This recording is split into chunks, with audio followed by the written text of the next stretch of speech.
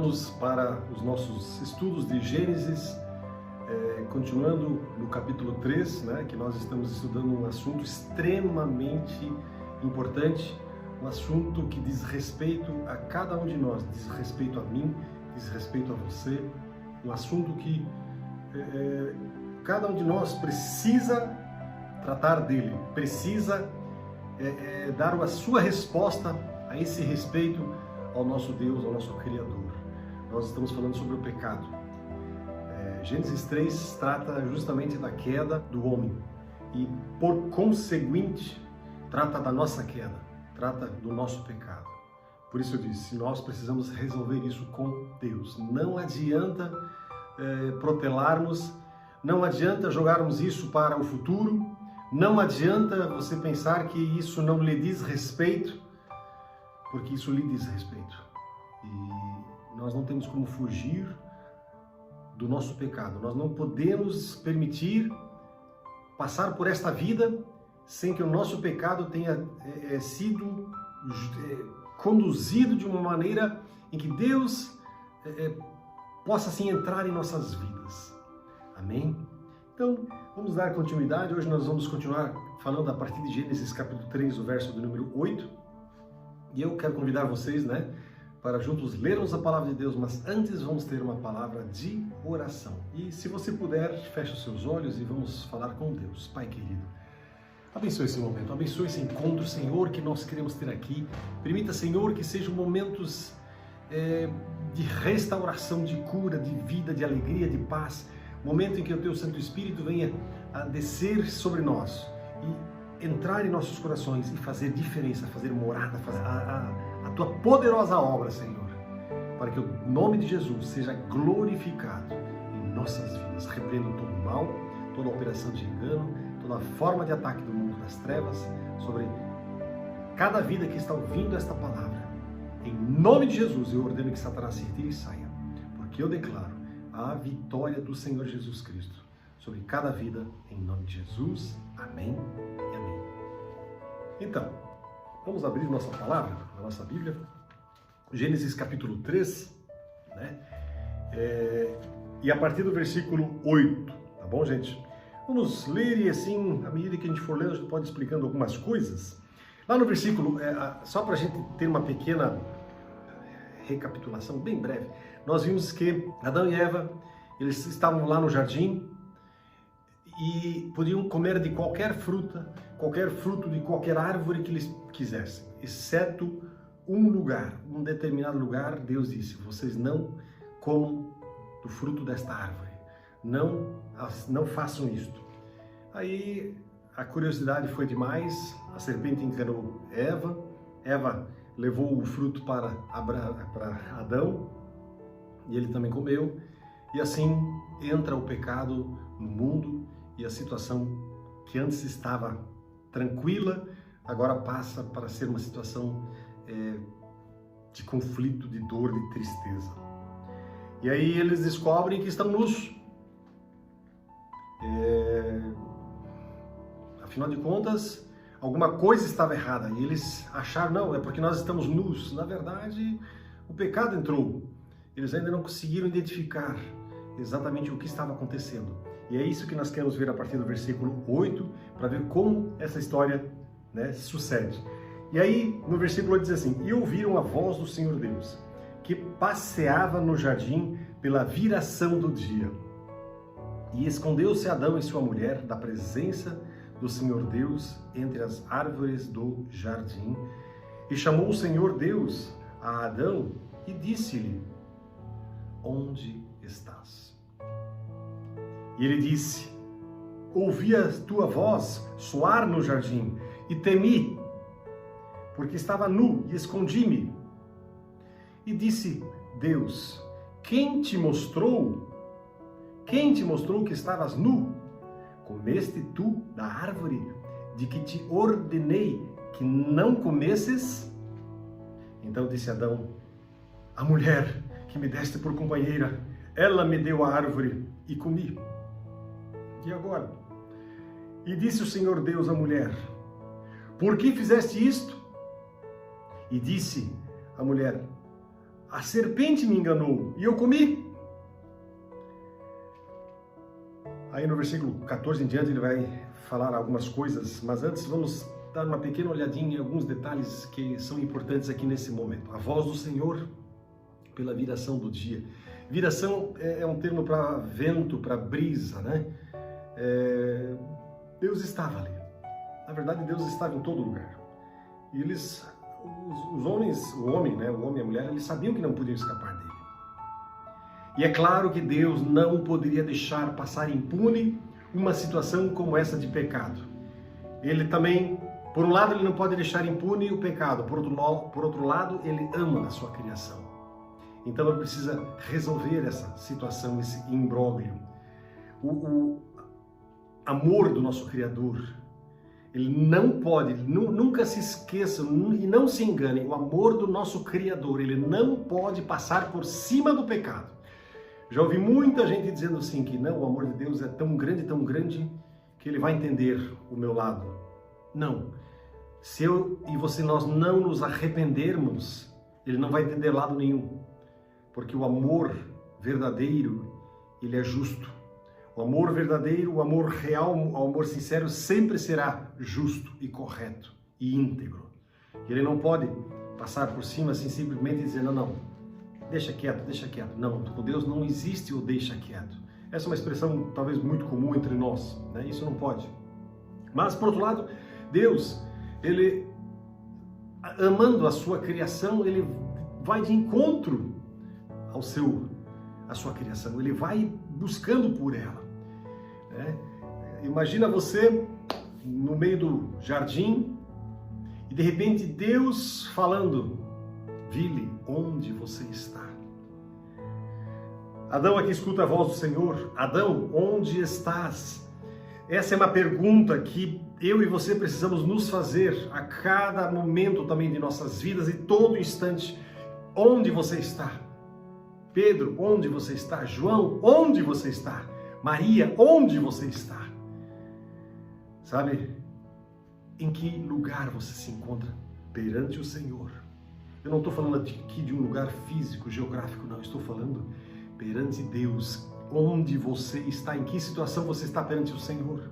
O nosso Deus, o nosso Criador, ele estava apelando, procurando de algum jeito fazer com que Adão e Eva, eles entendessem que tinham errado, que eles precisavam voltar de novo para Deus. Deus procurou levá-los a uma convicção dos seus pecados. E enquanto não houver convicção dos nossos pecados, nós nunca seremos restaurados, nunca teremos a vida nova, abundante, a vida abundante que Deus prometeu dentro de nós. Se nós vivermos uma vida onde o nosso pecado, a gente sempre procura dar uma explicaçãozinha para ele. Não, eu sou assim mesmo, é o meu jeito. Não, mas veja bem, fulano de tal fez coisa pior ainda. Meu amado, enquanto você e eu estivermos dando desculpas para o nosso pecado, nós estaremos longe do Senhor. E novamente Deus terá que vir até nós e dizer: onde você está? Onde você está? E o que você vai fazer com o seu pecado? O que você vai fazer com o seu pecado? Essa é a grande pergunta que o homem precisa responder. E essa é a pergunta da qual o homem foge. Todo instante, a qualquer momento, em qualquer circunstância, a gente percebe Deus chamando, insistindo e o homem fugindo. Onde está? Embora a justiça, estivesse aqui ditando todo o processo, nós percebemos que a misericórdia é quem conduz e que dirige tudo. Então o juiz, ele dá a decisão e pronunciaria a sua sentença, mas nós temos um juiz que é misericordioso. E aí então, Deus vai lá para Adão e escuta, o que tu andaste fazendo? Interessante que aqui a gente percebe que o homem, aqui começa o jogo de empurra-empurra, do pecado, sendo, não é minha culpa, é fulano de tal. A primeira palavra, se vocês repararam, que Adão usa quando fala com Deus, porque Deus questiona, por que vocês fizeram isso? Por que vocês comeram do fruto proibido? Senhor, a mulher que tu me deste. Estão percebendo aqui que de uma certa maneira, Adão joga a culpa para o próprio Deus, a mulher que tu me deste, tá ali, ó, tá aí o problema. Aí Deus pergunta para a mulher, escuta, e você, por que você fez isso? Ah, não, a serpente me enganou. Aquele jogo de empurra. Enquanto eu e você acharmos desculpas para o nosso pecado, a nossa situação perante Deus estará miserável. Nós seremos sim pobre, cego e nu. Nós estaremos diante dele sem nenhuma condição de subsistir. Não tem como. Meus amados, nós precisamos da restauração, nós precisamos da cura. No nome santo e poderoso de Jesus Cristo. Nós precisamos ir a Ele pedindo perdão pelos nossos pecados. Nós precisamos dizer, Senhor Jesus, eu preciso que Tu me perdoes o pecado. E a palavra do Senhor diz, né, isso agora em Gênesis ainda não estava claro, mas no Novo Testamento nós já sabemos isso. Jesus, Ele morreu por nós, para que o sangue dele pudesse ser derramado. E o interessante é que, aqui se nós olhamos a história de Adão e Eva, nós percebemos que a Bíblia diz assim, que sem derramamento de sangue não há remissão de pecados, está escrito lá em Hebreus.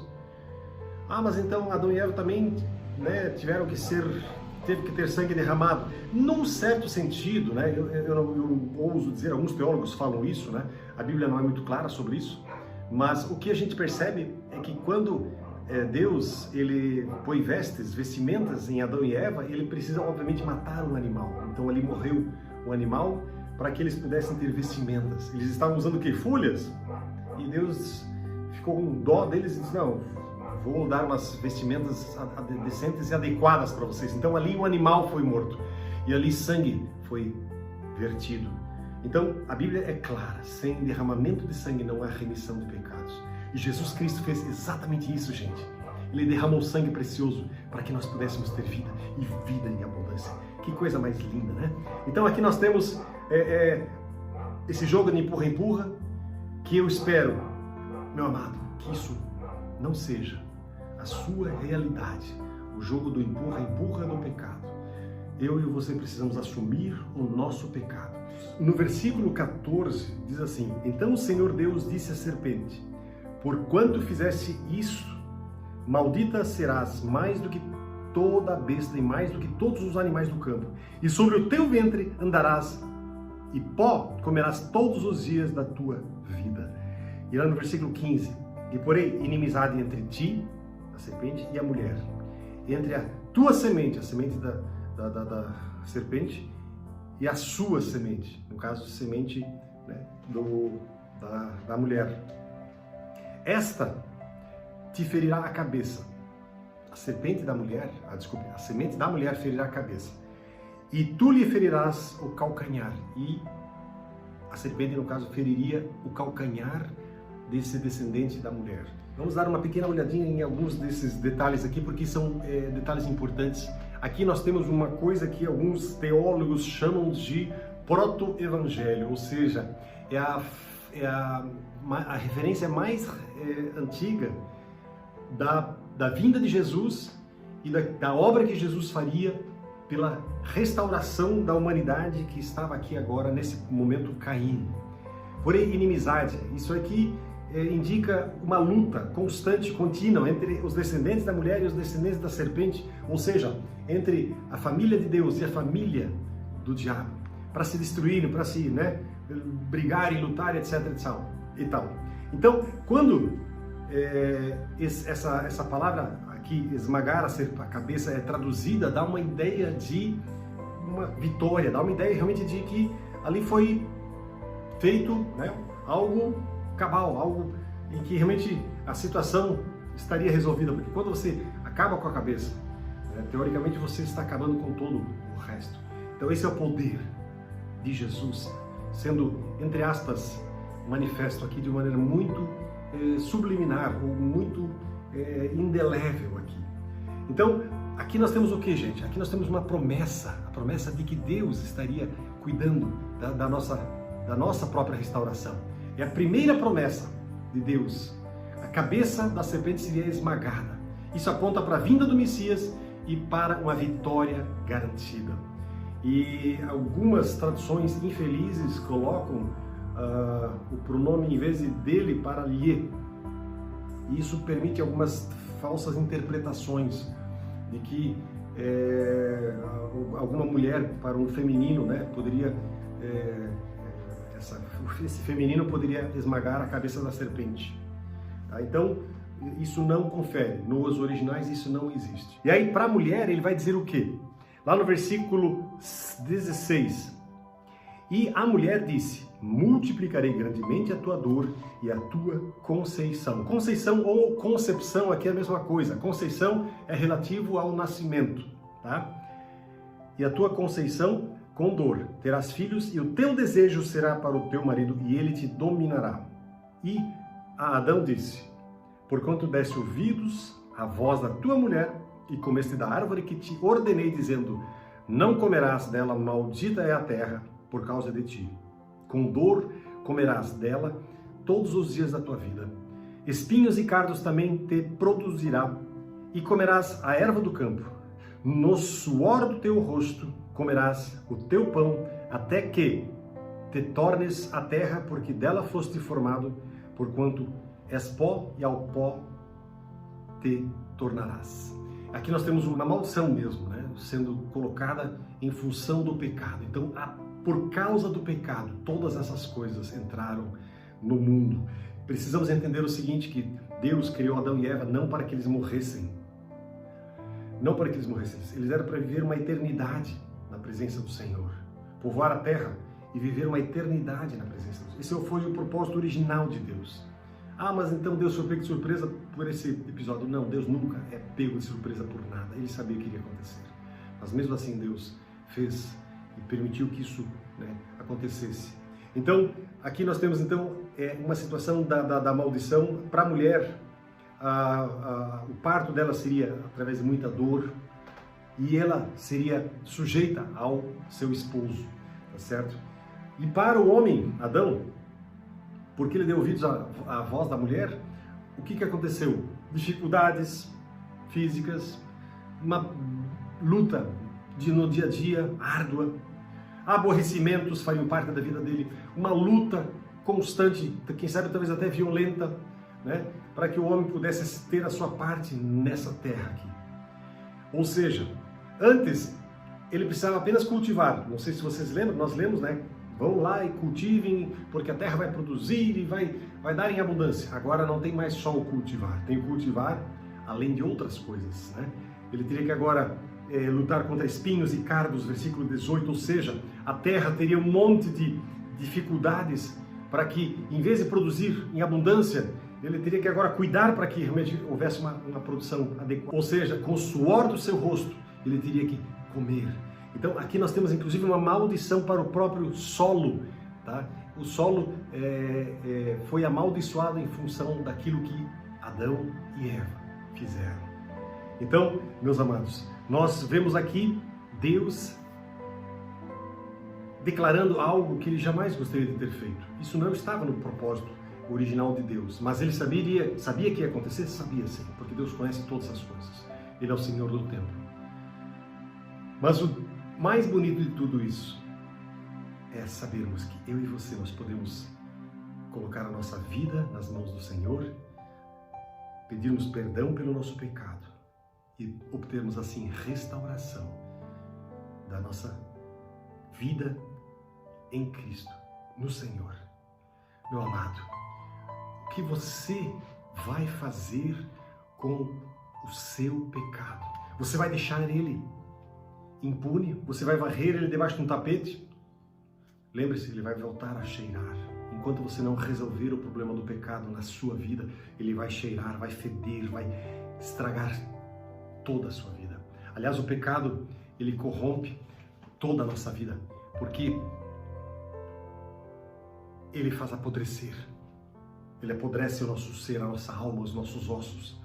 Ele tem repercussão tanto na alma, como no espírito, como no próprio físico. O nosso corpo, ele sofre por causa do pecado. Meu amado, não deixe essa situação ser uma resposta sua para com Deus. Corra para Ele, peça perdão dos seus pecados, em nome de Jesus, e diga: eu preciso restauração e cura. na minha vida. Amém? Vamos terminar aqui. Depois, mais tarde, no próximo encontro, nós estaremos ainda falando alguma coisa sobre o que vai acontecer com esse jardim que o Senhor ele fechou para os seus filhos. Mas antes de fecharmos esse momento, quero orar ainda por você.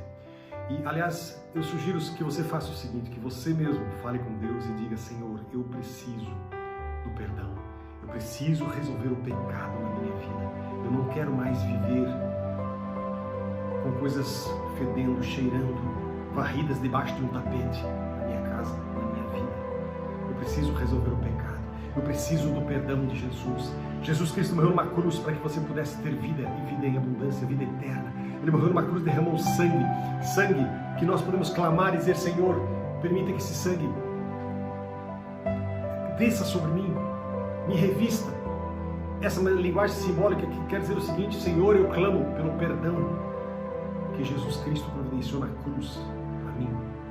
Faça isso. Eu desafio você a fazer isso e colocar a sua vida na presença dele e dizer: eu peço perdão dos meus pecados, eu entrego meu coração, minha vida e tudo que eu tenho nas poderosas mãos dele, do Senhor. Faça isso. Eu ainda vou orar, finalizando esse momento. Pai querido, abençoa, Senhor, a vida de cada um que está ouvindo esta palavra. Abençoa, Senhor, e permita que cada um de nós possamos nos achegar à tua presença, prostrarmos-nos diante de ti e declararmos a ti, Senhor, que tu és o nosso Deus, que tu és o Senhor dos senhores e Rei dos reis. Perdoa nossos pecados, limpa, Senhor, lava e purifica-nos e dá-nos de novo, Senhor, a alegria da salvação. Dá-nos, ó Deus, a alegria da restauração, do quebrantamento e da vida em abundância que nós encontramos em Cristo Jesus. Assim eu clamo e peço por todas as vidas que estão ouvindo esta palavra. Derrama teu fogo, tua glória e tua presença, e derrama também não apenas salvação, mas também cura do corpo, cura física sobre essas vidas que estão ouvindo esta palavra. Em nome do Senhor Jesus Cristo. Amém.